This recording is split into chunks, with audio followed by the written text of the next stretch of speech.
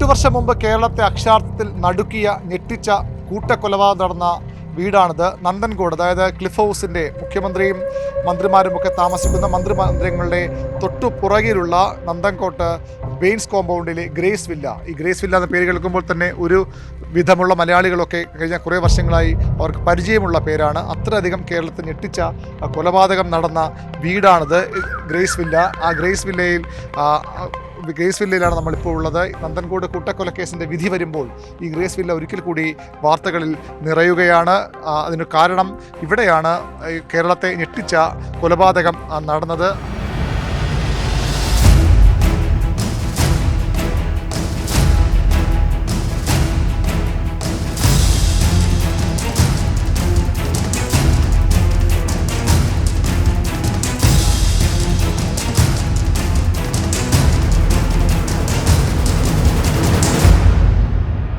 നഗരത്തിലെ ഏറ്റവും പ്രധാനപ്പെട്ട VIP താമസ കേന്ദ്രം, അവിടെയാണ് ഇത്തരത്തിലൊരു കൊലപാതകം നടന്നത്. അതിൻ്റെ ഞെട്ടലിൽ നിന്ന് ഇനിയും മലയാളികൾ മാറിയിട്ടില്ല. ഈ കാടുപിടിച്ച വഴികളിലൂടെയാണ് നമ്മളിപ്പോൾ അകത്തേക്ക് പോകുന്നത്. അക്ഷരാർത്ഥത്തിൽ കേരളം നടുങ്ങിയ ആ സംഭവം, അതിൻ്റെ ആ ദിവസങ്ങളിലേക്ക് ആ കൊലപാതകം നടന്ന വാർത്ത പുറത്തു വരുന്നത് ഒരു രാവിലെയാണ്. ഏപ്രിൽ മാസത്തിലെ ആ രാവിലെ അത് റിപ്പോർട്ട് ചെയ്ത മാധ്യമപ്രവർത്തകരാണ് നമ്മളെല്ലാവരും. അന്ന് കേരളം ഞെട്ടിയത് ഈ വാതിലുകളിലൊക്കെ ഇപ്പോഴും ഈ ഡോക്ടർ ജീൻ പത്മയുടെ കൺസൾട്ടിംഗ് റൂമാണിത്. കേതൽ ജിൻസൺ രാജയുടെ അമ്മ ജീൻ പത്മയുടെ കൺസൾട്ടിംഗ് റൂമാണിത്. അവിടെ ഇപ്പോഴും ഒരു ഈ കൊലപാതകത്തിൻ്റെ അല്ലെങ്കിൽ ഇവിടെ ആരുമില്ലാത്ത പ്രതീകം പോലെ ഔട്ട് എന്ന് രേഖപ്പെടുത്തിയ ഒരു ഇത് രോഗികൾ കാണാൻ വരുമ്പോൾ ഡോക്ടർ ഉണ്ടെങ്കിൽ ഇന്നൊന്നും ഇല്ലാത്തപ്പോൾ ഔട്ടെന്നും മാർക്ക് ചെയ്ത സ്ഥലം അവിടെ ഇപ്പോൾ സ്ഥിരമായി ഇത് ഔട്ട് എന്ന ഇതിൽ തന്നെ വയ്ക്കുന്നു. അതായത് ഈ വീട്ടിൽ ആരുമില്ലാത്ത ഒരു അവസ്ഥ. ഈ പ്രോപ്പർട്ടിയൊക്കെ പിന്നീട് LICയുടെ ഒരു ജപ്തി നോട്ടീസാണെന്ന് കരുതുന്നു. അത്തരം 2019 തന്നെ അത്തരത്തിൽ ഈ ഡോറിൽ ജപ്തി നോട്ടീസ് പതിച്ചിരിക്കുന്നു. ഇവിടെയാണ് ഏറ്റവും ക്രൂരമായ പൈശാചികമായ സ്വന്തം അമ്മയെയും അച്ഛനെയും അടുത്ത ബന്ധുക്കളെയും ആസ്ട്രൽ പ്രൊജക്ഷൻ എന്ന പല പേരിട്ട് വിളിക്കുന്ന ദുർമന്ത്രവാദത്തിൻ്റെ പിടിയിൽപ്പെട്ട് ഒരു യുവാവ് അതിക്രൂരമായി കത്തിച്ച് കൊലപ്പെടുത്തിയ സ്ഥലം. ഇതിൻ്റെ മുകൾ നിലയിലൊക്കെ ഇപ്പോഴും നമുക്ക് ഒരുപക്ഷെ കാണാം ആ കരിഞ്ഞ പാടുകൾ. മനുഷ്യ ശരീരങ്ങൾ കത്തിച്ച് അതിൻ്റെ അവശിഷ്ടങ്ങൾ ഇപ്പോഴും അവിടെയൊക്കെ ആ തീ കത്തിയതിൻ്റെ കറുത്ത പാടുകൾ ഇപ്പോഴും അവിടെയുണ്ട്. ഈ നിലയിലാണ് അതിക്രൂരമായ കൊലപാതകം നടന്നത്. അന്ന് രാവിലെ തലസ്ഥാനം ഞെട്ടി, അക്ഷരാർത്ഥത്തിൽ ഞെട്ടി ഉണരുകയായിരുന്നു. തലസ്ഥാനത്തെ മാധ്യമപ്രവർത്തകരും അന്ന് അക്ഷരാർത്ഥത്തിൽ ഞെട്ടുകയായിരുന്നു. എന്താണ് സംഭവിച്ചതെന്ന് ആദ്യം അറിഞ്ഞില്ല, ആരാണ് ഇത് ചെയ്തതെന്ന് അറിയില്ല. ആ കൊലപാതകം പുറത്തുനിന്നാരോ ഈ സ്വത്ത് തട്ടിയെടുക്കാൻ അല്ലെങ്കിൽ പണം മോഷ്ടിക്കാനായി കൊലപ്പെടുത്തിയെന്നാണ് ആദ്യം ലഭിച്ച വിവരം. അങ്ങനെയാണ് ഞാൻ ഉൾപ്പെടെയുള്ള മാധ്യമപ്രവർത്തകർ ഈ വാർത്ത ആദ്യം അറിയുന്നത്. അന്ന് ഈ വാർത്ത വിശദമായി തന്നെ റിപ്പോർട്ട് ചെയ്ത നമ്മുടെ റിപ്പോർട്ടർ ഡാൻ കുര്യൻ ചേരുന്നു. ഡാൻ, എന്തായിരുന്നു അന്ന് രാവിലെ നിങ്ങൾ അറിഞ്ഞത്? എന്തായിരുന്നു ഈ ഒരു കൊലപാതകത്തിൻ്റെ ആദ്യ വിവരങ്ങൾ എന്തൊക്കെയായിരുന്നു? സ്പെഷ്യൽ ബ്രാഞ്ചിൽ നിന്നാണ് നമുക്ക് ഇങ്ങനെ ഒരു സൂചന. സാധാരണയായി ഇത്തരം അസ്വാഭാവികമായ മരണങ്ങളോ അല്ലെങ്കിൽ അപകടങ്ങളോ ഒക്കെ ഉണ്ടാകുമ്പോൾ ഉദ്യോഗസ്ഥർ നമ്മളെ ഈ വിവരം ധരിപ്പിക്കാറുണ്ട്. അങ്ങനെ അന്ന് പുലർച്ചെ ഒരു മെസ്സേജ് വരുന്നു, ഒരു വീടിന് തീ പിടിച്ചു, ഇത്രയേ ഉള്ളൂ. അല്ലാണ്ട് അതൊരു മർഡറാണെന്നോ അവിടെ ഒരു അസ്വാഭാവികത ഉണ്ടെന്നോ ഉള്ള അത്തരത്തിലുള്ള ഒരു സംസാരങ്ങളൊന്നും ഉണ്ടാകുന്നില്ല. അതിനുശേഷം അല്പസമയത്തിന് ശേഷം 3 പേരുടെ ദൃശ്യങ്ങൾ, അതായത് ഒരു ബ്ലാക്ക് ആൻഡ് വൈറ്റ് ഫോട്ടോയാണ്, ഈ കുടുംബത്തിൻ്റെ ഒരു ബ്ലാക്ക് ആൻഡ് വൈറ്റ് ഫോട്ടോ നമുക്ക് അയച്ചു തരുന്നു.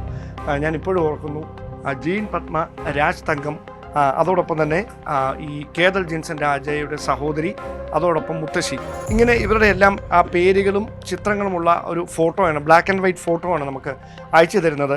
പിന്നീട് ഈ ചിത്രങ്ങൾ നമ്മൾ കൃത്യമായി കണ്ട ഈ വീട്ടിനുള്ളിൽ 3 പേർ മരണപ്പെട്ടിരിക്കുന്നു. ഇതാണ് ആദ്യം നമുക്ക് ലഭിക്കുന്ന വിവരം. 3 പേരുടെ മരണം സംഭവിച്ചിട്ടുണ്ട്. 2 പേരുടെ മൃതദേഹം കത്തിക്കരിഞ്ഞ നിലയിലും ഒരാളുടെ മൃതദേഹം ഈ വീടിൻ്റെ താഴത്തെ നിലയിൽ ഒരു മുറിക്കുള്ളിൽ അഴുകിയ നിലയിൽ, അതായത് ഏതാണ്ട് ഭാഗികമായി അഴുകിയ നിലയിലും ആണ് എന്നൊരു വിവരമാണ് ലഭിക്കുന്നത്. ഉടൻ തന്നെ പുലർച്ചെ നമ്മൾ ഓടിയെത്തുന്നു. ഇവിടുത്തെ മുഖ്യധാരാ മാധ്യമങ്ങൾ മുഴുവൻ ഈ വീടിൻ്റെ പരിസരത്ത് അപ്പോൾ ഉണ്ട്. ഞാൻ ഈ വീട്ടിൻ്റെ പരിസരത്തേക്ക് വരുമ്പോൾ ആദ്യം കാണുന്ന കാഴ്ച, ഈ വീടിൻ്റെ മുകൾ നിലയിൽ, നേരത്തെ അരുൺ സൂചിപ്പിച്ച പോലെ ഈ വീടിൻ്റെ മുകൾ നിലയിൽ നിന്ന് പുക ഇങ്ങനെ മുകളിലേക്ക് ഇങ്ങനെ ഉയരുന്നുണ്ട്. തീയില്ല, പുക മാത്രം. അപ്പോൾ എനിക്ക് പരിചയമുള്ള നമ്മുടെ ഒരു അസിസ്റ്റൻറ്റ് കമ്മീഷണറുണ്ട്. അപ്പം നമ്മുടെ ഒരു പ്രായത്തിൻ്റെ, അതായത് ഇത്രയും വർഷം പുറകിലാണ്. അപ്പം ഞാൻ ആ ക്യൂരിയോസിറ്റിയിൽ അദ്ദേഹത്തോട് എനിക്കിതിനകത്തോട്ടൊന്ന് കയറി പോകാൻ പറ്റും. അപ്പം ഒരു കാരണവശാലും റിപ്പോർട്ട് ചെയ്യാൻ വേണ്ടിയിട്ട് അകത്തോട്ട് കയറിയേക്കരുത്, കാണാനുണ്ടെങ്കിൽ എൻ്റെ കൂടെ പോരെ, ഞാൻ കാണിക്കാമെന്ന് പറഞ്ഞു. അങ്ങനെ അദ്ദേഹം എന്നെ കൊണ്ട് ഈ വീടിൻ്റെ ഈ കതയും തുറന്ന് മുകളിലേക്ക് പോകണം. അപ്പം മുകളിൽ മുഴുവൻ കത്തിക്കരിഞ്ഞ ഒരു വീട്ടിൽ കയറുന്ന എങ്ങനെയാണോ അതുപോലെ പ്രതീതി. ഡൈനിങ് ടേബിളിൽ ഞാൻ ഇപ്പോഴും ഓർക്കുന്നു, ഒരു സ്ട്രോബെറിയുടെ ഐസ്ക്രീം ഫ്രിഡ്ജിൽ നിന്നെടുത്ത് സ്ട്രോബെറിയുടെ ഒരു ഐസ്ക്രീം ഭാഗികമായി കഴിച്ചതിൻ്റെ ബാക്കി അവിടെ വെച്ചിട്ടുണ്ട്. അപ്പം ഫോറൻസിക് സംഘം പരിശോധനയ്ക്കായി എത്തുമ്പോൾ അവർക്ക് പരിശോധിക്കുന്നതിന് വേണ്ടിയിട്ട് അതൊന്നും കളയാതെ അവിടെ തന്നെ ഇരിക്കുകയാണ്. അപ്പം അവിടെ നിന്ന് ഈ മുകളിലേക്ക് കയറിക്കൊണ്ട് പോകുന്നു. ഞാൻ പോയി നോക്കുമ്പം ഒരു ബാത്റൂമിനോട് ചേർന്ന്, അതായത് ഈ മുകൾ നിലയിലെ വീടിൻ്റെ ബാത്റൂമിനോട് ചേർന്ന് കത്തിക്കരിഞ്ഞ്, അതായത് അത് മനുഷ്യരുടെ ശരീരമാണോ എന്ന് നമുക്ക് തിരിച്ചറിയാൻ പറ്റത്തില്ല. എന്തോ പാഴ്വസ്തുക്കൾ കൂട്ടിയിട്ട് കത്തിച്ച പോലെ ഒരു കൂട്ടം ഇങ്ങനെ പുകയുന്നുണ്ട്. അതിന് ചുറ്റും അതിൻ്റെ ഡോറുകൾ എല്ലാം വിലപിടിപ്പുള്ള വലിയ ഡോറുകളാണ്, തടി വലിയ ആഡംബര വസ്തുക്കൾ കൊണ്ടാണ് എൻ്റെ മുകൾ ഭാഗമൊക്കെ നിർമ്മിച്ചിരിക്കുന്നത്. അവിടെ നിന്ന് ഇങ്ങനെ പുക ഉയരുന്നുണ്ട്. ഒരുപാട് നേരം പോലീസ് ഈ തീ കെടുത്താനായി ശ്രമിച്ചു, പക്ഷേ പുക എപ്പോഴും അവസാനിക്കുന്നില്ല, പുകഞ്ഞുകൊണ്ടേ ഇരിക്കുകയാണ് മുകളിൽ. അവിടെ നിന്ന് നമ്മൾ താഴേക്ക് ഇറങ്ങി വരുന്നു. ഉന്നത പോലീസ് ഉദ്യോഗസ്ഥർ ലോക്നാഥ് ബെഹ്റയാണ് അന്ന് സംസ്ഥാന പോലീസ് മേധാവി. Manoj Abraham Thiruvananthapuram range IG ആണ്. അപ്പോൾ അദ്ദേഹത്തിൻ്റെ നേതൃത്വത്തിൽ ഉന്നത പോലീസ് ഉദ്യോഗസ്ഥർ ഇവിടേക്ക് എത്തുന്നു, പരിശോധന നടത്തുന്നു. ഇവിടെ ഏറ്റവും ശ്രദ്ധേയമായി മാറിയത് ഈ ആദ്യ ഘട്ടത്തിൽ ഈ ബാത്റൂമിനോട് ചേർന്ന്, അതായത് ഓരോരുത്തരെയായി കൊല്ലുന്നു, കൊന്നതിന് ശേഷം ബാത്റൂമിനകത്തേക്ക് കൊണ്ടുപോകുന്നു, രക്തം തളം കെട്ടിയ സ്ഥലം തുടയ്ക്കുന്നു, എന്നിട്ട് അടുത്തയാളെ അവിടെ കൊണ്ടിരുത്തുന്നു. ഇങ്ങനെയായിരുന്നു ഈ കൊലപാതകം പുള്ളിക്കാരൻ പ്ലാൻ ചെയ്തത്, ഈ കേതൽ ജിൻസൺ രാജ. അതിനു വേണ്ടിയിട്ട് ഒരു വാള്, ഒരു ആക്സ്, അതായത് അന്ന് ഇത്രയും ഈ ഓൺലൈൻ സംവിധാനങ്ങളൊന്നും വലിയ തരത്തിൽ പ്രചാരത്തിലില്ല. അപ്പം ഈ കൊലപാതകത്തിന് ഉപയോഗിച്ച ആക്സ് ഈ ഓൺലൈനായിട്ടാണ് ഇത് ഈ വീട്ടിലേക്ക് വരുത്തിയത്. അങ്ങനെ ഈ ആക്സ് ഇവിടെ വരുത്തുന്നു. അതിനുശേഷം ഈ കൊലപാതകം നടത്തുന്നതിന് 2 ദിവസം മുമ്പ് സ്റ്റീൽ പാത്രങ്ങൾക്ക് മുകളിൽ ഈ ആക്സ് ഉപയോഗിച്ച് വെട്ടി പരിശീലിക്കുകയാണ്. അപ്പോൾ സ്വാഭാവികമായി ഈ ശബ്ദം കേൾക്കും. അപ്പോൾ എന്താണെന്ന് ചോദിക്കുമ്പം ഇദ്ദേഹം ഒരു ഗെയിം കണ്ടെത്തിയിട്ടുണ്ട്. അപ്പോൾ ഈ ഗെയിമിൻ്റെ പ്രാക്ടീസാണ് എന്നാണ് കുടുംബാംഗങ്ങളോടക്കം പറഞ്ഞിരുന്നതെന്നാണ് അന്വേഷണ ഉദ്യോഗസ്ഥരോട് പിന്നെ ചോദ്യം ചെയ്യലിൽ കേതൽ ജിൻസൺ രാജ വ്യക്തമാക്കിയത്. അങ്ങനെ ഈ തുടർച്ചയായി ഈ ശബ്ദം കേൾക്കുമ്പം പിന്നീട് അതിൻ്റെ അകത്ത് ആർക്കും ഒരു അസ്വാഭാവികത തോന്നത്തില്ല. കാരണം എല്ലാ ദിവസവും ഒരു സമയമാകുമ്പോൾ ഈ സ്റ്റീൽ പാത്രത്തിന് മുകളിൽ ഈ വാൾ ഉപയോഗിച്ച് വെട്ടുന്ന ഒരു ശബ്ദം തുടർച്ചയായി ഇങ്ങനെ കേൾക്കുകയാണ്. അങ്ങനെ ഈ കൊലപാതകം ആസൂത്രണം ചെയ്ത ദിവസം ഈ ഓരോരുത്തരെയായി, അതായത് വീടിൻ്റെ മുകൾ നിലയിലേക്ക് ഞാനൊരു ഗെയിം കണ്ടുപിടിച്ചിട്ടുണ്ട്, അത് കാണിച്ചു തരാം എന്ന് പറഞ്ഞ്, വീഡിയോ ഗെയിം കാണിക്കാനെന്ന് പറഞ്ഞ് ഈ കേതൽ ഉപയോഗിച്ചിരുന്ന ഈ വീടിൻ്റെ മുകളിലത്തെ നിലയുടെ ഈ സിസ്റ്റം ഇരിക്കുന്ന, കമ്പ്യൂട്ടർ സിസ്റ്റം ഇരിക്കുന്നതിന് മുൻപിലെ കസേരയിൽ കൊണ്ടുപോയിരുത്തുന്നു. അവർ ഈ ഗെയിം കണ്ടു തുടങ്ങുന്ന നിമിഷം പുറകിൽ നിന്ന് ഒറ്റ വെട്ട് തലയിലേക്ക്, ഇങ്ങനെ ആ ഒരൊറ്റ വെട്ടിന് ശിരസ് പിളർന്ന് ഈ വാള് തലയിലേക്ക് ഇറങ്ങുന്നു. അങ്ങനെ ആദ്യത്തെ ആളുടെ കൊലപാതകം നടത്തുന്നു. അതിനുശേഷം ഈ രക്തം തളം കെട്ടിക്കിടന്ന എല്ലാം തുടച്ച് വൃത്തിയാക്കി മൃതദേഹം ബാത്റൂമിനകത്തേക്ക് മാറ്റും. എന്നിട്ട് അടുത്തയാളെ അവിടെ കൊണ്ടുപോയിരുത്തുന്നു.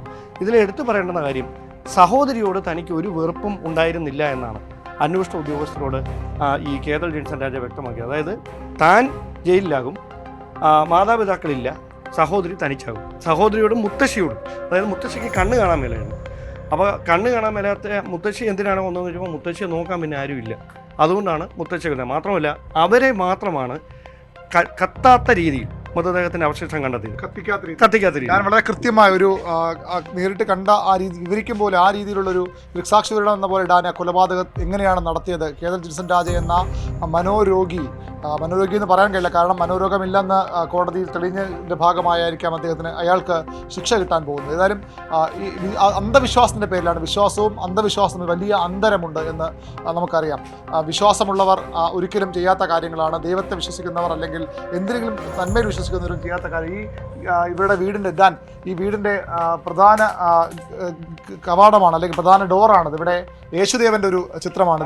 ഏത് സാഹചര്യത്തിൽ ഡാനിന് യേശുദേവൻ ഇത്തരമൊരു ചിത്രം ഏത് സാഹചര്യത്തിലൂടെയാണെന്ന് ഒരു പക്ഷേ ബൈബിളിൽ നിന്ന് വ്യക്തമാകുന്നതായിരിക്കാം. പക്ഷേ വിശ്വാസം, പൂർണ്ണമായും വിശ്വാസികളായിരുന്നു ഈ കുടുംബം. ഈ ജിൻസൺ രാജയുടെ കേതൽ ജിൻസൺ രാജയുടെ കുടുംബം പൂർണ്ണമായും വിശ്വാസികളായിരുന്നു. അത്തരത്തിൽ വിശ്വാസത്തിൽ ഉറച്ച് ജീവിച്ച് മുന്നോട്ട് പോയ ഒരു കുടുംബത്തിനാണ് ഈ ദുർഗതി വന്നതും. അതും ഈ അന്ധവിശ്വാസത്തിൻ്റെയോ അല്ലെങ്കിൽ അതുമായി ബന്ധപ്പെട്ട ദുർമന്ത്രവാദത്തിൻ്റെയോ ഒക്കെ പുതിയ പേരുകൾ, പുതിയ തലമുറയിലെ പേരുകൾ ആസ്ട്രൽ പ്രൊജക്ഷൻ എന്നൊക്കെ പറഞ്ഞുകൊണ്ട്, എന്താണ് ആ ആസ്ട്രൽ പ്രൊജക്ഷനും ഈ വിശ്വാസവും തമ്മിൽ എന്തെങ്കിലും ബന്ധമുണ്ട്?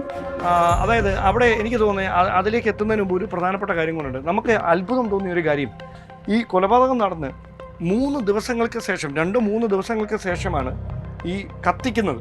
അതായത് അത്രയും ദിവസം ബാത്റൂമിൽ മൃതദേഹമുണ്ട്.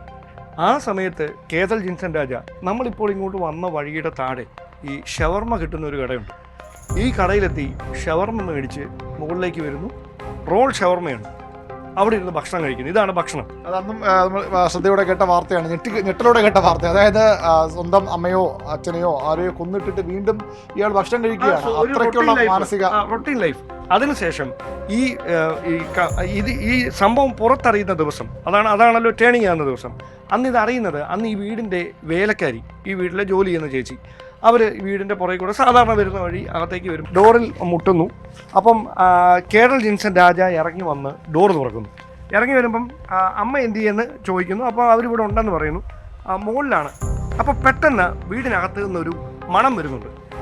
ഈ മണം വരുന്നൊരു ദുർഗന്ധം ഭയങ്കരമായി വമിക്കുന്നത് ശ്രദ്ധയിൽപ്പെട്ടതിനെ തുടർന്ന് ഈ വീട്ടു ജോലിക്കെത്തിയ ചേച്ചി അവർ കേതലിനോട് എന്താണ് മുകളിൽ നിന്ന് ഒരു രൂക്ഷമായ ഗന്ധം വരുന്നുണ്ടല്ലോ എന്ന് പറഞ്ഞപ്പം, എന്നാൽ ചേച്ചി കയറി നോക്കാമെന്ന് പറഞ്ഞു. ആ ശബ്ദത്തിൽ കേതൽ ജിൻസൺ രാജയുടെ സംസാരത്തിൽ ഒരു അസ്വാഭാവികത ഈ ചേച്ചിക്ക് തോന്നുകയാണ്. അവരന്ന് മുകളിലേക്ക് കയറിയത് ഞാൻ ഇപ്പോഴും ഓർക്കുന്നു. നമ്മൾ ഈ പുറത്ത് വെച്ച് അവരെ കാണാം. അവർക്ക് വാക്കുകളോട് നമ്മളോട് പറയാൻ അടുത്ത ഇര ചേച്ചിയാണ്. അതാണ് അവർ പറഞ്ഞത്. അവർ തലനാരിരയ്ക്കാണ് രക്ഷപ്പെട്ടത്. അതിനുശേഷമാണ് പോലീസ് ഇതുമായി ബന്ധപ്പെട്ട അന്വേഷണം നടന്നത്. ആദ്യം ഈ ആസ്ട്രൽ പ്രൊജക്ഷനൊക്കെ ഏറ്റവും അവസാനം ഉണ്ടായ കാര്യമാണ്. ആദ്യം പറഞ്ഞിരുന്നത് ഈ പിതാവ് രൂക്ഷമായി കേതൽ ജിൻസനെ ഭയങ്കരമായി വിമർശിക്കുമായിരുന്നു. ഇയാളുടെ ഒരു വിദ്യാഭ്യാസ ബാക്ക്ഗ്രൗണ്ടൊക്കെ എന്തായിരുന്നു? ഇയാൾ ഒരു ഉന്നത പഠനത്തിന് വേണ്ടി ഒരു വിദേശത്തേക്ക് പോയി. അങ്ങനെ പഠനം പൂർത്തിയാക്കാൻ കഴിയാതെ നാട്ടിലേക്ക് തിരികെ വരികയും ആ തിരികെ വന്നതിൻ്റെ പേരിൽ ഈ കുടുംബാംഗങ്ങൾ, പ്രത്യേകിച്ച് ഈ രാജ് തങ്കം, അതായത് ഈ പിതാവ്, അദ്ദേഹം വലിയ തരത്തിൽ ഈ കേരൾ ജിൻസനെ വിമർശിക്കുമായിരുന്നു. ഒരു കളിയാക്കുന്ന തരത്തിലൊക്കെ സംസാരിക്കുമായിരുന്നു. അതിനുശേഷം അദ്ദേഹത്തിന് എൻ്റെ വ്യക്തിത്വത്തെ അപകീർത്തിപ്പെടുത്തുന്ന തരത്തിലുള്ള മൊഴിയാണ് അന്വേഷണ സംഘത്തിന് കേരൾ ജിൻസൺ നൽകുന്നത്. അതായത് ഏറ്റവും വൈരാഗ്യം ഈ അച്ഛനോടായിരുന്നു എന്നുള്ളതായിരുന്നു പലപ്പോഴും ഈ ആ സമയത്തൊക്കെ നമുക്ക് കിട്ടിയ വിവരങ്ങൾ. മാത്രമല്ല ഈ പരിസരവാസികളുമായിട്ടൊന്നും ഒരു ബന്ധവുമില്ല. ഈ ഒരു പരിസരവാസികളുമായിട്ടും ഈ കേരൾ ജിൻസൺ ഒരു സംസാരം ഒരു നടന്നു പോകുന്ന കാണാം. അപ്പോൾ ചിരിക്കും, മാക്സിമം ചിരിക്കും. അതിനപ്പുറത്തേക്ക് ഒരു സൗഹൃദ മാർഗമായിട്ടും ഉണ്ടായിരുന്നില്ല. ഈ വീട്ടിൽ തന്നെയായിരുന്നു അധിക സമയം. വീട്ടിൽ തന്നെ എന്തെങ്കിലും ആവശ്യമുണ്ടെങ്കിൽ പുറത്ത് പോകും, പിന്നെ തിരികെ വരും, വീട്ടിനകത്ത് തന്നെയാണ്.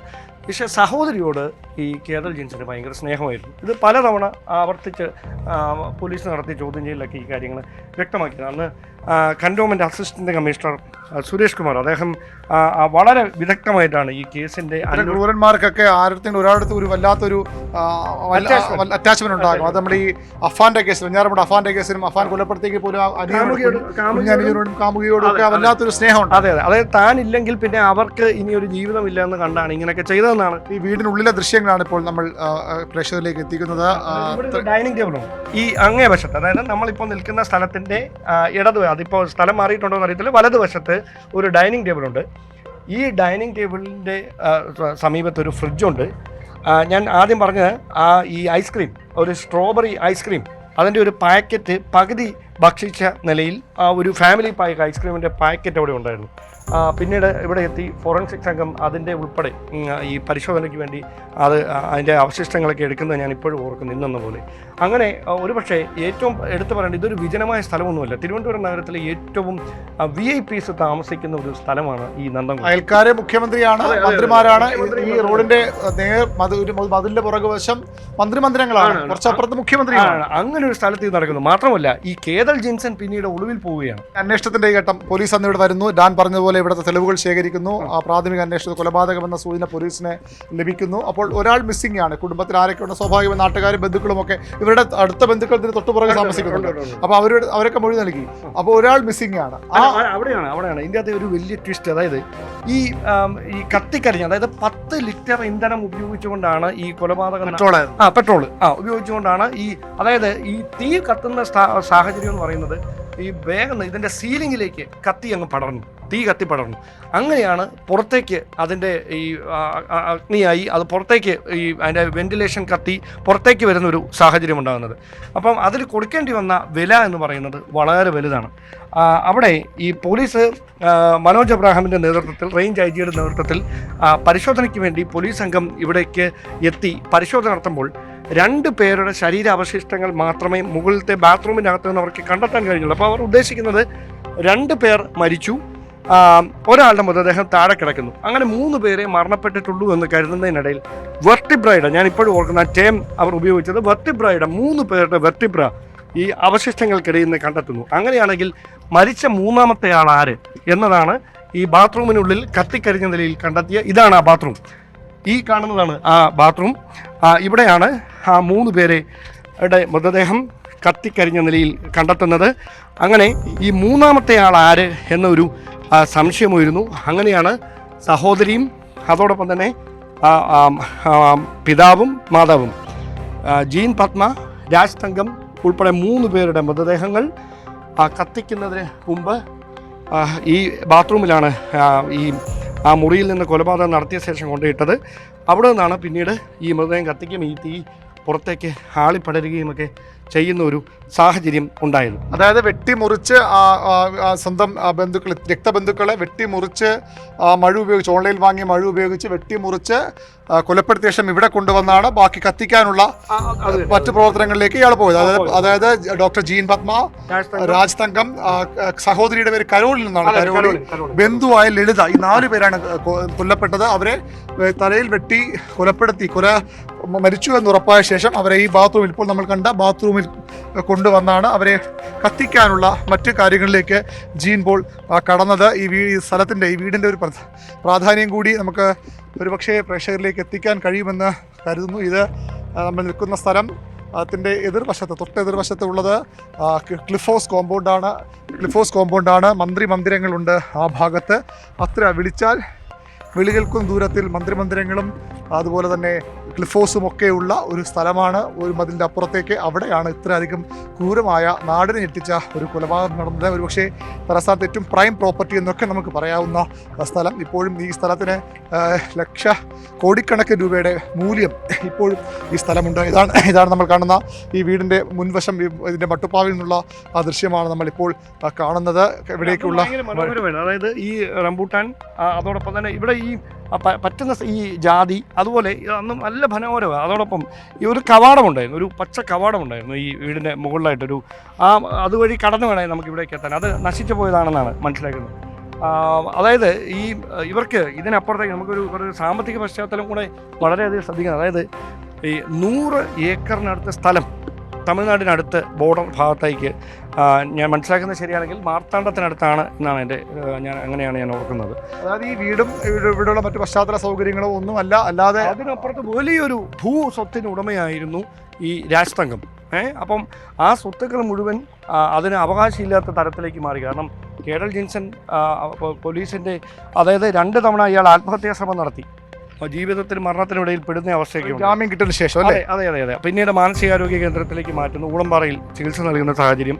ഇയാളുടെ മനോനില സ്ഥിതി കൃത്യമായി വിലയിരുത്തുന്നതിന് വേണ്ടി പോലീസിനെ, പ്രത്യേക വിദഗ്ധരെ, മാനസികാരോഗ്യ വിദഗ്ധരെ, ഒരു ഘട്ടത്തിൽ ഇയാൾ ഈ കേസിൽ നിന്ന് രക്ഷപ്പെട്ടു പോകുന്ന തരത്തിലുള്ള വിലയിരുത്തൽ. കാരണം മനോരോഗിയാണ് എന്ന് സ്ഥാപിക്കലായിരുന്നു പ്രധാനമായും ഇയാളുടെ അഭിഭാഷകന്റെ ലക്ഷ്യം. ഇയാളും ആ രീതിയിലൊക്കെ പല ശ്രമങ്ങളും നടത്തി. മനോനില ശരിയല്ലാത്തത് കൊണ്ടാണ് ഈ ഒരു കൊലപാതകത്തിലേക്ക് പോയത്. അതായത് ഒരു മനോരോഗി ചെയ്യുന്ന കൊലപാതകം എന്ന് കണ്ട് പരമാവധി ശിക്ഷയിൽ ഇളവ് ലഭിക്കാനൊക്കെ വലിയ പ്രയത്നങ്ങൾ ഇയാൾ നടത്തിയിരുന്നു, ഇയാളുടെ അഭിഭാഷക സംഘം നടത്തിയിരുന്നു. പക്ഷേ അതൊന്നും പിന്നീട് വിലപ്പോയില്ല എന്നാണ് പിന്നീടുള്ള ഈ ട്രയൽ വിചാരണയുടെ ഘട്ടങ്ങൾ പരിശോധിക്കുമ്പോൾ നമുക്ക് മനസ്സിലാകുന്നത്. ഏതായാലും അടുത്ത ശിക്ഷ ഇയാൾക്ക് കിട്ടുമെന്ന വിലയിരുത്തലുകൾ ഇപ്പോഴും അവസാന ഘട്ടത്തിലുമൊക്കെ ഉണ്ട്. ഏതായാലും എന്താണ് ഈ ശിക്ഷയെന്നൊക്കെ കൃത്യമായി എത്ര ശിക്ഷ നൽകിയാലും ഒരുപക്ഷെ മതിയാകില്ല ഇയാൾ ചെയ്ത ക്രൂരതയ്ക്ക് എന്നുള്ളതാണ് അതിൻ്റെ വസ്തുത. ഇത്രയധികം സുഖസമൃദ്ധിയിൽ, സുഖലോലുപതയിൽ ജീവിക്കാനുള്ള എല്ലാ അവസരങ്ങളും ഉണ്ടായിട്ടും, അതിനുള്ള എല്ലാ സൗകര്യങ്ങളും ഉണ്ടായിട്ടും സ്വന്തം കുടുംബാംഗങ്ങളെ രക്തബന്ധുക്കളെ കൊലപ്പെടുത്തിയ ഒരു കൊടും ക്രിമിനൽ. അയാൾക്ക് ഒരു മനോരോഗത്തിൻ്റെയൊക്കെ പേര് പറഞ്ഞ് മാത്രം അയാൾക്ക് രക്ഷപ്പെടാൻ സാധിക്കില്ല. ഇവിടെയൊക്കെ വളരെ കൃത്യമായി നമുക്ക് കാണാം. അതെ, തീർച്ചയായിട്ടും കത്തി ജനലൊക്കെ കത്തിപ്പോയ അവശിഷ്ടങ്ങൾ ഇപ്പോഴും ഇതിൻ്റെ ഉള്ളിലുള്ള ദൃശ്യങ്ങൾക്കപ്പുറത്തേക്ക് ഈ ജനലിലൊക്കെ നമുക്ക് ഇപ്പോഴും ആ കരി കാണാം. ആ കത്തിയ തടിയുടെ അവശിഷ്ടങ്ങൾ ഇവിടെയൊക്കെ നമുക്ക് കാണാം. ഈ മുറിയിലൊക്കെ ആയിരിക്കും ഒരുപക്ഷെ ഇയാൾ ഈ കൊലപാതകത്തിന് വേണ്ടി ഇടാൻ. അതായത് ഈ ഭാഗത്തേക്ക് തീ കത്തിപ്പടരുകയാണ്. അതായത് ഇവിടെ വെച്ചല്ല കൊലപാതകം നടത്തിയത്, പക്ഷേ ഈ 10 ലിറ്റർ ഇന്ധനം ഉപയോഗിച്ചെന്ന് പറയുമ്പോൾ തീ ആളിപ്പടർന്നു. അങ്ങനെ ആളിപ്പടർന്നാണ് ഈ ഭാഗം മുഴുവൻ തീ പടരുന്നത്. അങ്ങനെയാണ് ഇയാൾ ഇവിടെ ഓടി രക്ഷപ്പെടുന്നത്. അയാളുടെ ഉദ്ദേശം അനുസരിച്ച് ബാത്റൂമിൽ എല്ലാവരെയും കൂട്ടിയിട്ട് കത്തിക്കുന്നു, അവിടെ കൊണ്ട് അവസാനിക്കുന്നു, എന്നിട്ട് ഇയാൾ രക്ഷപ്പെടുന്നു. ഇതായിരുന്നു. പക്ഷേ തീ ആളിപ്പടർന്നോടെ പിടിക്കപ്പെടും എന്നൊരു സാഹചര്യം വന്നാണ് പെട്ടെന്ന് കയ്യിൽ കിട്ടിയത്. എനിക്കൊന്ന് കയ്യിൽ പരിക്കുണ്ടായിരുന്നു, പൊള്ളലേറ്റ ഒരു പാടുണ്ടായിരുന്നു. അയാൾ ആദ്യ ദിവസങ്ങളിലൊക്കെ അയാളെ പോലീസ് കൊണ്ടുവരുമ്പോഴൊക്കെ അയാളുടെ കയ്യിലൊരു കെട്ടുണ്ടായിരുന്നു. ഞാൻ ഇതിൽ ഏറ്റവും അതായത് ഇങ്ങനെ ഈ കേഡൽ ജെയിംസിന് വേണ്ടി അന്വേഷണം നടക്കുകയാണ്. അതിനിടയിൽ ഞാൻ മുമ്പ് ജോലി ചെയ്തിരുന്ന മാധ്യമ സ്ഥാപനത്തിൻ്റെ എഡിറ്റർ ഒരു യാത്രക്കാരനാണ് തിരുവനന്തപുരം റെയിൽവേ സ്റ്റേഷനിൽ നിന്ന് ഫോണിൽ വിളിച്ചിട്ട് കേഡൽ ജെയിംസിനെ പിടിച്ചിട്ടുണ്ട് എന്നൊരു വിവരം. അപ്പം നമുക്കൊരു ഞാനിപ്പോഴും ഓർക്കുന്നുണ്ട്, റിപ്പോർട്ട് ചെയ്ത് പിടിയിലായി തമ്പാനൂർ റെയിൽവേ സ്റ്റേഷനിൽ ഇയാളെ പോലീസ് കൊണ്ടുവന്ന് ഇറക്കിയിട്ടുണ്ട് എന്ന് മാത്രമാണ് പറയുന്നത്. ഈ ഒരു ഒറ്റ വിവരം വെച്ചുകൊണ്ട് പിന്നീട് നമ്മൾ കൻ്റോൺമെൻറ്റ് പോലീസ് സ്റ്റേഷനിലേക്ക് കൺട്രോൾ റൂമിലേക്ക് സമീപത്തേക്ക് എത്തുകയാണ്. അവിടെ കൃത്യമായി ആരും ഉറപ്പിക്കുന്നില്ല, കാരണം ഇത്രയും പ്രമാദമായ ഒരു വളരെ സെൻസേഷണലായ ഒരു കേസാണ്. അതിൽ പ്രതി പിടിയിലായി എന്ന് ഉദ്യോഗസ്ഥർക്ക് നമ്മളെടുത്ത് അപ്പോൾ പറയുന്നതിനൊരു ബുദ്ധിമുട്ടുണ്ടായിരുന്നു. പക്ഷേ പിന്നീട് ഇയാളുമായി പോലീസ് അവിടേക്ക് എത്തുന്നു. ആളുകൾ തടിച്ചു കൂടി ചെന്നൈയിലേക്ക് കിടക്കുകയായിരുന്നു. എന്നിട്ട് പിന്നീട് തിരികെ എനിക്ക് തോന്നുന്നത് തിരികെ നാട്ടിലേക്ക് തന്നെ ഇടയിലെങ്ങാണ്ടാണ് പിടിയിലാകുന്നത്. എൻ്റെ കയ്യിൽ ഇപ്പോഴും ആ ദൃശ്യങ്ങളൊക്കെ ഉണ്ട്. ഈ പോലീസ് പുറത്തുവിട്ട, അതായത് ലുക്കൗട്ട് നോട്ടീസ്, പലതരത്തിലുള്ള കേഡൽ ജെയിംസൺ രാജ തല മുട്ടയടിച്ച എങ്ങനെയിരിക്കും, മുടി തലയിൽ പൂർണ്ണമായി വളർത്തിയ കേഡൽ ജെയിംസൺ രാജ അങ്ങനെ പലതരത്തിൽ ഈ ലുക്കൗട്ട് നോട്ടീസിൽ എങ്ങനെയും ഈ കണ്ടെത്തുന്നതിന് വേണ്ടിയിട്ടുള്ളത്. അതോടൊപ്പം കാരണം ഇത്രയും വലിയൊരു ക്രിമിനൽ എങ്ങനെ രക്ഷപ്പെടാം, ഇത്രയധികം ആസൂത്രണം ചെയ്ത് ഒരു കൊലപാതകം നടത്തുക, യൂട്യൂബിലും മറ്റും നോക്കി അതിനുള്ള പരിശീലനം നേടുക, പല രക്ഷപ്പെടാൻ തന്ത്രങ്ങൾ ചെയ്യുക, എങ്ങനെ രക്ഷപ്പെടുമെന്ന് പോലീസിനറിയാം. അതുകൊണ്ടാണ് ഈ സ്വാഭാവികമായും ഈ പോലീസ് എല്ലാ തരത്തിലുള്ള സാധ്യതകൾ നോക്കി ഇയാൾ വേഷം മാറി രക്ഷപ്പെടാൻ ശ്രമിക്കാം എന്നൊക്കെ തരത്തിലുള്ള സംശയങ്ങളൊക്കെ പോലീസ് വരാൻ കാണാതെ തന്നെയാകണ്ടാൽ. ഏതായാലും ഈ ഒരു നമ്മൾ ഇവിടുത്തെ ഭൂമിയുടെ മൂല്യമൊക്കെ നമ്മൾ പറഞ്ഞു, കോടിക്കണക്കിന് രൂപ എന്ന് മാത്രം പറയാൻ കഴിയുന്ന ഓരോ പിടി മണ്ണിനും ആ വിലയുള്ള ഭൂമിയാണെന്ന് സംശയമില്ല. എന്താണ് ഇവരുടെ സ്വത്തുക്കളുടെയൊക്കെ ഇപ്പോൾ ഒരു തർക്കം? നേരത്തെ സൂചിപ്പിച്ച മാർത്താണ്ഡത്തുള്ള ഏക്കർ കണക്കിന് ഭൂമിയുണ്ട്. ജില്ലയുടെ അതിർത്തി തന്നെ അല്ലാതെ അവർക്ക് കുറേ എസ്റ്റേറ്റുകളുണ്ട്. അതിലേക്ക് ഒരു ഉടമസ്ഥാവകാശം എങ്ങനെയാണ്? അതുമായി ബന്ധപ്പെട്ട് ചില കേസുകൾ നിലനിൽക്കുന്നുണ്ട് എന്നാണ് അതുമായി ബന്ധപ്പെട്ട് നമുക്ക് ലഭിക്കുന്ന സൂചന. മാത്രമല്ല ഇവിടെ ഒരു പൊസഷൻ നോട്ടീസ് വെച്ചിട്ടുണ്ട്. ഇത് LICയുടെ പേരിലുള്ളതാണ്. അതായത് ഈ പ്രോപ്പർട്ടി വിൽക്കുന്നതിനോ വാങ്ങുന്നതിനോ മറ്റേതെങ്കിലും തരത്തിൽ ഈ ഭൂമിയും ഈ വീട് ഉൾക്കൊള്ളുന്ന ഭൂമിയുമായി ബന്ധപ്പെട്ട ഒരു സാമ്പത്തിക ഇടപാടുകളും ആരും നടത്താൻ പാടില്ല എന്ന് വ്യക്തമാക്കുന്നത്. The borrower is particularly and the public in general is hereby cautioned not to be deal with the property, and any dealings with the property will be subject to the charge of the LIC Housing Finance Limited for an amount of 21,28,325 and interest thereon. അതായത് മറ്റ് രാജരത്നമാണ് ഈ കേദർ ജിൻസന്റെ പിതാവ്, അച്ഛൻ രാജരത്നത്തിന്റെ പേരിലാണ് LIC-ആയിട്ടുള്ള ഒരു കരാറുള്ളത്. അത് പണം അടയ്ക്കാതിരുന്നത്. അതായത് സ്വാഭാവികമായിട്ടും 21,28,325 രൂപ ഇവർ LIC-ക്ക് നൽകാനുണ്ട്. അതിൻ്റെ പേരിൽ പല പലിശയായിട്ടോ അല്ലെങ്കിൽ ഉള്ളതാകാം. അതിൻ്റെ പേരിലാണ് ഇവർക്ക് LIC ഇത്തരമൊരു പൊസഷൻ നോട്ടീസ് നൽകിയിരിക്കുന്നത്. അതൊരു കടം മാത്രമാണ്. അതിനപ്പുറത്തേക്ക് നിരവധി ബാധ്യതകളോ അല്ലെങ്കിൽ ഇതുമായി ബന്ധപ്പെട്ട സ്വാഭാവികമായും ലോണൊക്കെ അവർക്കുണ്ടാകാം. അത്തരം കാര്യങ്ങൾ കൂടിയാണ്. അങ്ങനെ ഈ വീടും വസ്തുവുമൊക്കെ അനാഥമാകുന്ന ഒരു സാഹചര്യം കൂടിയുണ്ട്. എന്തായാലും ജിൻസൺ രാജയ്ക്ക് വർഷങ്ങളോളം ജയിലിൽ കഴിയേണ്ടി വരുമെന്ന് ഉറപ്പാണ്. ആ സാഹചര്യത്തിലാകും ഒരുപക്ഷെ ഇതൊക്കെ അന്യാധീനപ്പെട്ടു പോകാൻ സാധ്യതയുള്ളത്. അതുമായി ബന്ധപ്പെട്ട കേസുകളും സ്വത്ത് തർക്കവും ഒക്കെ ഉണ്ടെന്ന് ഡാൻ ഇപ്പോൾ സൂചിപ്പിക്കുന്നുണ്ട് അല്ലേ? നിയമപരമായി, അതായത് ഈ കുടുംബവുമായി അടുത്ത ബന്ധമുള്ള ഒരാൾ സമീപത്ത് തന്നെ താമസിക്കുന്നുണ്ട്. അദ്ദേഹമാണ് ഇതുമായി ബന്ധപ്പെട്ട നിയമവഴികൾ, അതായത് അന്യാധീനപ്പെട്ട് പോകാതിരിക്കുന്നതിന് വേണ്ടിയിട്ടുള്ള അദ്ദേഹത്തിൻ്റെ ചില പ്രോപ്പർട്ടിയുമായി ബന്ധപ്പെട്ടും ഇവരുടെ ഈ സ്ഥലത്തിന് ഈ രാജ് തങ്കത്തിന് ചില തർക്കങ്ങൾ ഉണ്ടായിരുന്നു എന്നാണ് മനസ്സിലാക്കുന്നത്.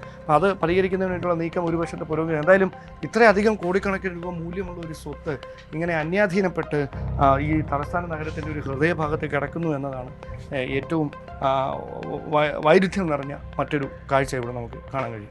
തീർച്ചയായിട്ടും എല്ലാവിധ സുഖലോലുപതയോടും കൂടി ജീവിക്കാൻ കഴിയുമായിരുന്ന ഒരു കുടുംബം, ആ കുടുംബത്തിലെ മകൻ വിദ്യാസമ്പന്നനായ ഒരാൾ, അയാളാണ് ഇത്തരത്തിൽ ദുർമന്ത്രവാദം എന്നൊക്കെ വേണമെങ്കിൽ പറയാം, അല്ലെങ്കിൽ വഴിതെറ്റിപ്പോയത് ഈ ആസ്ട്രൽ പ്രൊജക്ഷൻ പോലുള്ള കാര്യങ്ങൾ യൂട്യൂബിലും മറ്റും കണ്ട് ആ തെറ്റായ വഴിയിലൂടെ അയാൾ പോവുകയായിരുന്നു. അതൊന്നും ഒരു കാരണവശാലും അയാൾ ചെയ്ത ഈ ക്രൂരകൃത്യത്തിന് സ്വന്തം രക്തബന്ധുക്കളെ, അമ്മയെയും അച്ഛനെയും സഹോദരിയെയും അടുത്ത ബന്ധുവിനെയും ഒക്കെ ഇങ്ങനെ മൃഗീയമായി, ഒരുപക്ഷെ മൃഗീയമായെന്ന് പറഞ്ഞാൽ പോലും അത് മൃഗങ്ങൾക്ക് അപമാനമുണ്ടാക്കുന്ന ഒന്നാകും. അതിന് അത്രയധികം വാക്കുകൾ കിട്ടില്ല ഈ ഒരു ക്രൂരതയെ വിശേഷിപ്പിക്കാൻ. അങ്ങനെ കൊലപ്പെടുത്തിയ ഒരു കേസിലെ പ്രതി അയാൾ എന്ത് ന്യായം പറഞ്ഞായാലും അയാൾ ചെയ്ത് കൊടും ക്രൂരതയാണ്. ആ ഒരു ക്രൂരതയുടെ ഫലമാണ് ഒരു കുടുംബം ഒന്നടങ്കം അനുഭവിച്ചത്. ഏതായാലും കേതൽ ജിൻസൺ രാജമാർ ഇനി ഉണ്ടാകാതിരിക്കട്ടെ. ഇത്തരം കൊടും ക്രൂരകൃത്യങ്ങൾ ചെയ്യുന്ന ക്രൂര മനസ്സുള്ള ആളുകൾ നമ്മുടെ സമൂഹത്തിൽ ഒരു കാലത്തും ഉണ്ടാകാതിരിക്കട്ടെ എന്ന് മാത്രം നമുക്ക് ആഗ്രഹിക്കാം. അത്രയധികം ഞെട്ടിക്കുന്ന ഒരു കൊലപാതകമാണ് ഇവിടെ നടന്നത്. അതിലെ പ്രതിയാണ് കേതൽ ജിൻസൺ രാജ എന്ന ചെറുപ്പക്കാരൻ.